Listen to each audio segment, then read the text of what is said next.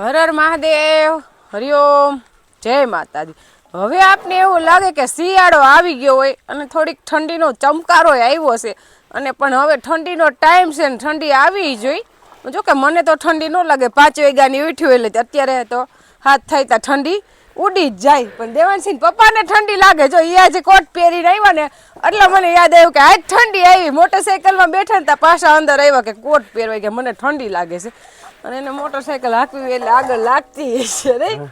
હવે સમજાણું તને કારણ કે મોટરસાઇકલમાં છે ને મોઢા ગેર હોય ને હાંકતા હોય એને ઠંડી લાગે, વાહે બેઠા ને એને ન લાગે અને થોડોક ચમકારો છે જ, કારણ કે હાંજે આપણે ગાયોને બધાને બાયણે બાંધ્યા હતા। પછી મહેશભાઈને ફોન કર્યો મેં 7:30 પોણા 8, મેં કીધું ગાયો અંદર બાંધી દેજો, કારણ કે આપણે 5:30 છે ને ટાઈટ નહોતી અને પછી ઠંડી હોય એટલે એને લાગે જ, એટલે આપણે બધાય અંદર બાંધી દીધા ને આપણું ગોડાઉન એવડું છે કે આટલા ઢોર હમાય એમ છે, એટલે તમે હવે ગાયું લેતા નથી। આમાં પછી શિયાળામાં ગાયું બહાર હાલે નહીં। આપણે આ તો ગોડાઉન છે પણ આપણે જે બધું કામ ખોલશું ને ત્યારે ગાયુંનું તો એક ધાર્યું ઓલી બાજુ બનશે, અલગથી બનાવવું પડે। હા, ઈ તો અલગ આયોજનથી કરવું પડે, એમને ન હાલે ખાલી લઈ લઈને પછી દુખી કરવી નો કરાય, તડકાની ટાઈડની હેરાન કરવી એના કરતા ન લઈ તો વધારે સારું કહેવાય। પણ એને ગાયું આપણે ઘેરે હોય એટલે દુખી તો થાવી જ ન જાય। આપણે ગોડાઉનમાં ગરમી ન થાય, પંખો રાખ્યો છે ગાયું ઉપર, પણ આમાં સ્લેબ ભરશું ને ત્યારે ગાયુંનું ઢાર્યું ઓલી બાજુ અલગ બનાવશું, ત્યારે હજી ગાયું લેવી છે તો ત્યારે લેવું, ત્યાં લગન ગાયું નહીં લે। એટલા હમાઈ ગયા આરામથી। આજે પવન થોડો થોડો છે પણ આજે આપણે દેવાનસિંહ પપ્પાને ટાઈમ નથી એટલે વાવલવાનું કામ થાહે નહીં। છે તો 2 ભારી પણ પવનનું કામ છે। કાલે આખો દિવસ થોડું થોડું ખરીનું બધું બાકી હતું એ હમું કર્યું, ત્યાં હાઈન થઈ ગઈ, પણ 2 ભારી હાટું હજી બાકી છે। હા, એટલું તો દેવાનસિંહ પપ્પા વાવ લઈને ગયા છે એટલે હવે એ તો હું વીણી નાખીશ। અને એને આખું છે તુવેરમાં ટ્રેક્ટર, આપણે એક મૂકીને એક હાંક્યું હતું અને એક પાટલું રહી ગયું છે હજી બાકી, એટલે એમાં હજી પારાય બાંધવા છે ને રાપે હાંકવી છે। એટલે હવે દેવાનસિંહ પપ્પા જોઈએ હાંકવાય માંડ્યા છે। એ મોડા આવ્યા આજે ને મારા જેઠ ગુજરી ગયા એનું આજે તો હુવારું, એટલે અત્યારે તો હજી ત્યાં નથી ગયા, આજે બેસનું છે એટલે બપોર પછી જાહે, પણ હુવારું આ બધાએ ઉતારી લીધું એમ। તુવેરમાં હાલે છે રાપ, ક્યાંક ક્યાંક ખડ છે અને આપણે માંડવી તો આમાં હાવ તૂટી જ નથી, હા વીણવી પડે એમ નથી। અત્યારે બધે રાડ હોય તો કે માંડવી વીણવાની, આપણે ભોળિયા નાખી દયાથી હાવ વીણવી જ નથી પડી એમ। ઘરના ખેતરમાં એકવાર વીણી ત્યાં બીજી વાર હતી ઉગી ગઈ, એટલે એ વીણવી નથી, આમાં વીણવી નથી, આમાં ક્યાંય દોડવો દેખાતો જ નથી। આ પાથરાવાળી હાર્યું છે, આમાં ક્યાં દેખાય? વીણીને તો એક બાસકું માંડવી નથી થાય એમ, એટલે આપણે ખોટો માંડવી વીણવામાં ટાઈમ બગાડવાનો નથી, આમાં માંડવી જ નથી ખાઈ। માતાની દયા હે આ વર્ષમાં બહુ રાઈડ છે માંડવી તૂટવાની ને ખરવાની ને એવી, પણ આપણે જો ક્યાં એકવાર એવું રહી ગયું હોય ને તો ભલે, એટલે બાકી એક માંડવી નથી થાય એમ આખામાંથી એક ગુણ માંડવી નથી થાય એમ। એટલે આપણે મગફળી વીણવી નથી, ડાયરેક્ટ હાથી હાંક નાખી અને હાથી હાંકીને પછી પારા બાંધે એટલે એક મૂકીને એક પી ગઈ છે, પછી પાછું આ એક મૂકીને પાઈ દેવું અને હાથી હાંકવાની મજા આવે છે, કારણ કે શિયાળો આવી ગયો અને આ જમીન આપણે મગફળી ઉપાડીને આજ 15 દી થવા આવ્યા એટલે સુકાઈ ગઈ છે, એટલે ખડ છે પણ એ ખડ કપાઈ જાય, જમીન ધડે આવી ગઈ હોય ને એટલે બ્લેડવાળી રાપ છે એટલે કાપી નાખે, એટલે આખા ખેતરમાં હાંકશું તો ક્યાંય ઉપાડો આવે એમ છે નહીં, કારણ કે જે આ ખડ છે પણ એ બધું કપાઈ જાય, એટલે કંઈ નડે એમ નથી। અત્યારે દેવાનસિંહ પપ્પાનો આખો ચહેરો ફરી ગયો હોય કારણ કે હુવારું ઉતાર્યું છે। હા, એ મૂછું કાઢ્યું હોય ને એટલે અલગ જ લાગે, ફેરફાર દેખાય ચહેરા મેં ટકો કરી નાખ્યો તો હાવ પરેશ મહેતા જેવું થઈ જાય, ઓલા આપણે પરેશ રાવલ જેવું થઈ જાય। અને ખરેખર કુટુંબમાં આવો બનાવ બન્યો હોય એટલે હવે તો ફેશન ને હિસાબે એવું કઈ કોઈ નથી કરતા। ફેશનમાં જ બધું આવેલું છે, માણા ઘરમાંથી ગયું એ તો કઈ કોઈને પડી જ ન હોય, આપણી એટીકેટી ન વિખાવી જોઈએ એમ।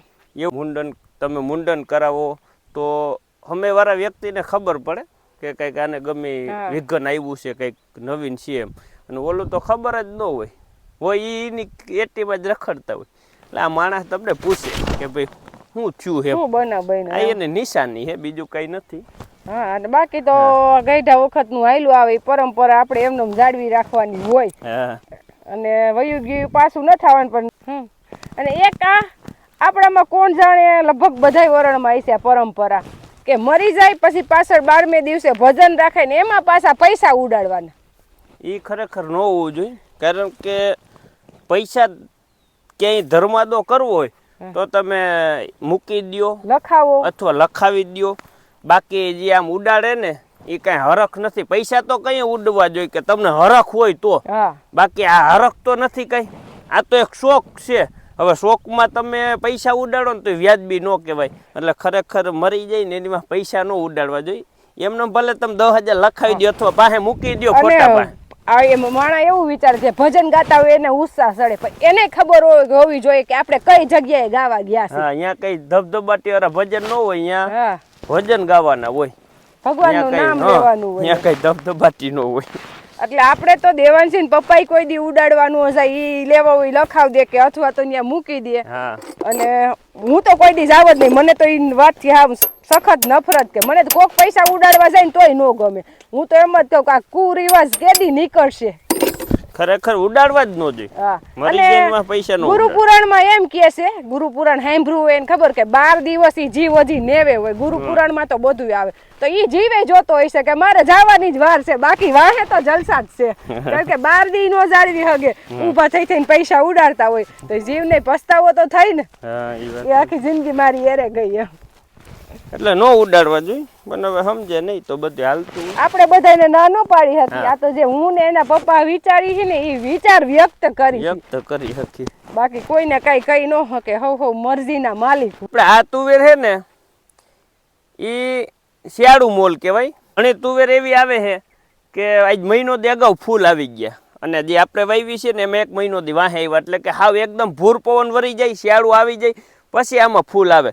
પણ આમાં ફેરફાર એટલો રહેતો હોય છે કે વહેલું આવે તો ઓછા પાણીએ થઈ જાય, અને થોડીક મોડી હોય તો એ વધારે પાણી જોઈએ. પણ ઉત્પાદનમાં ફેર પડે, કારણ કે જે વહેલા ફૂલ આવે ને એમાં ગરમીનું પ્રમાણ હોય, અને ગરમી પડે ને તો આ શિયાળુ મોલ છે એટલે ગરમીની હિસાબે ફૂલ આવીને ખરી જાય.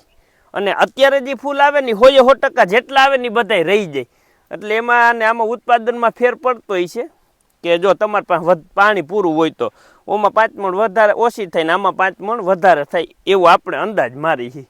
કારણ કે વહેલા આવી ગયા ને ગરમીની હિસાબે ફૂલ ખરી જતા હતા. આપણે કોક અમુક ઠેકાણ આવતા હતા ને તો એ બધા ખરી ગયા. જો એટલે હવે રહીએ ને એ સારું. પાણીનો પ્રશ્ન થોડોક રહે પણ નહીં વાંધો આવે. નહીં, હજી નહીં વાંધો આવે, થઈ જાય. હજી આમાં લગભગ આપણે અદાવારામાં મહિનો તો પાકો મહિનો હવા મહિનો હાલશે. તા લગભગ વાંધો નહીં, પણ આપણે લાંબુ થઈ જાય. પછી 2-3 પાણ અમારે પાવા પડે અમારા પાણીના. સારું, હાલો મંડી હાંકવા અમે.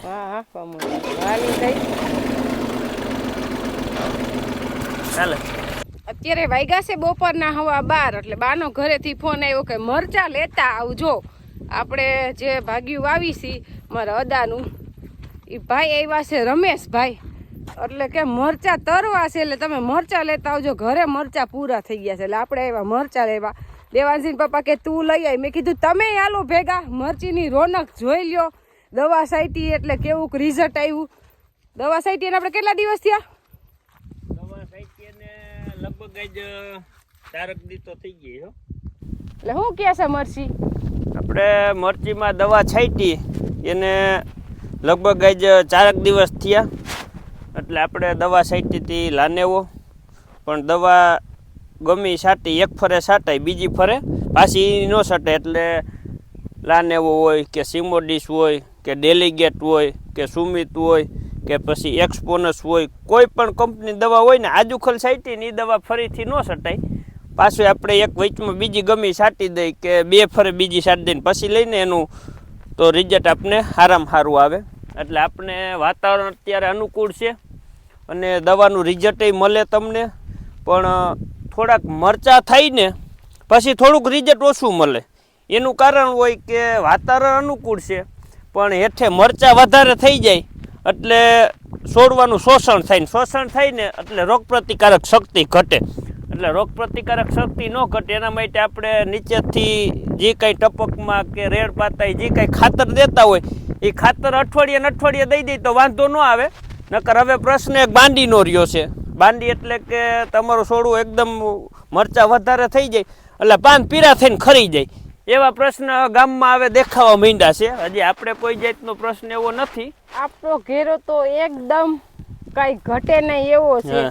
પોર આપણે 20 વીઘાની મરસીમાં એટલું બધું ઉત્પાદન નહોતું લીધું, પણ ઓણ ભાવના વાતાવરણના હિસાબે એવું દેખાય છે કે આ 4 વીઘાની મરસી કમાવશે, નકર 20 વીઘામાંય કાંઈ ન વધે.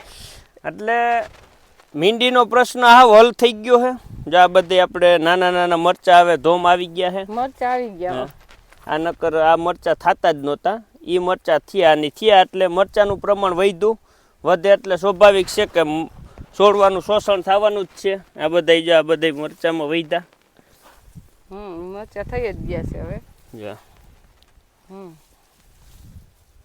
એટલે મરચાં વધે એટલે રોગ પ્રતિકારક શક્તિ ઘટવાની છે. એટલે સ્વાભાવિક છે કે આપણે આને અત્યારે દવાનું પ્રમાણ કરતાં ખાતરનું પ્રમાણ વધારે રાખવું પડે. આ જો અહીં લઈ લે ખાતર તો આપણે નાખ્યું. આ બધું ઝીણું ઝીણું મરચું, આ ઓલું શું કહેવાય મીંડી કહેવાય, શું કહેવાય એ ગઈ પછી જ થયા છે. બધા પછી જ થયા. એટલે દવાનું પ્રમાણ તો ઠીક, પણ ખાતરનું પ્રમાણ રાખીને આપણે હવે કાલે ખાતર નાખ્યું નાઇટ્રોજન, ફોસ્ફરસ અને સલ્ફર. એ ખાતર તો મેન જોઈએ. પછી બીજા જે ખાતર હોય ને માઇક્રોન્યુટન, ઝીંક છે, કોપર છે, બોરોન છે, એવા ખાતર છે ને એ સાઈડમાં જેમ આપણે ખાવામાં કાચરી ને સંભારો ને અથાણું ખાય ને એવી રીતે એને જોઈ થોડા પણ જોઈ ખરી. જો ન હોય ને તો એનો સ્વાદ ન પકડે એવી રીતે. એટલે આપણે મેન ખાતર તો નાઇટ્રોજન, ફોસ્ફરસ, સલ્ફર ને પોટાશ આ મેન હોય, અને એ આપણે કાયલાને આપી દીધું છે. એટલે હવે આને આપણે માઇક્રોન્યુટ્રન બીજા ખાતર આપશું ટપક દ્વારા. એ હવે 2-3 દી પછી પાસે ચડાવશું. પણ અત્યારે આપણે રોનકમાં મરચી છે કાંઈ ઘટે નહીં એવી, એટલે કાંઈ વાંધો નથી. એમ ઉત્પાદન સારું આવશે ને મરચાં સારા જ થઈ ગયા, અસલ ક્વોલિટી વાળા મરચાં આપણે ઘરે લઈ જવાના છે. બહુ મોરડ કુણા લેજે એટલે મોરા લાગે તીખા ને. એ વાત સાચી હોય. નકર અત્યારે હવે પાછા આ મરચાં બધા છે ને જા એ બધા કોણે સડી ગયા. હવે આપણે મરચાં વીણી કરવી છે. જો બધી મરચાં લાગે જ થઈ ગયા આમાં. અને મરચાં જે આપણે બધા વિડીયામાં લગભગ કહી જ છે કે મોડા થયા એ જ ફાયદામાં છે. બાકી મરચ્યું આપણે જસદણ જતા હતા અને ગોંડાલ વિસ્તારમાં જોઈ એટલે એમ થાય કે મરચીમાં ઊભું નથી રહેવું. એવી મરચીની પરિસ્થિતિ હતી. જ્યાં આપણે ખેડૂરિયા એટલે રસ્તે જતા હોય ને તો નિરીક્ષણ તો એ જ થતું હોય ખેતરની મોલાત કેવી છે. જે જેનો વિષય હોય ને એનું એવું નિરીક્ષણ થાય. એટલે આપણો વિષય છે ખેતીનો. એટલે આપણે ખેતરમાં દેવાંશી પપ્પા કે હું ગાડી હાંકતા હાંકતા નહીં જોઈ શકું, તું જોજે મને કે મરચું કેવી છે. એટલે આપણે નિરીક્ષણ કર્યું એટલે મરસી તો ખરેખર જાજાતર બગડી ગઈ. પાન ખરવા માંડ્યા. વરસાદ હિસાબે બગડી છે. આજે આવી પોઝિશન છે જેમ આપણે કપાસની છે. કપાસમાં કેવી પોઝિશન થઈ ગઈ, ખાલી કપાસ પાકી ગયો ને ઝીંડવા રહ્યા, બાકી પાન બધાય ખરી ગયા. એવી રીતે મરચીમાં જાજે ખરે પોઝિશન આવી થઈ ગઈ છે.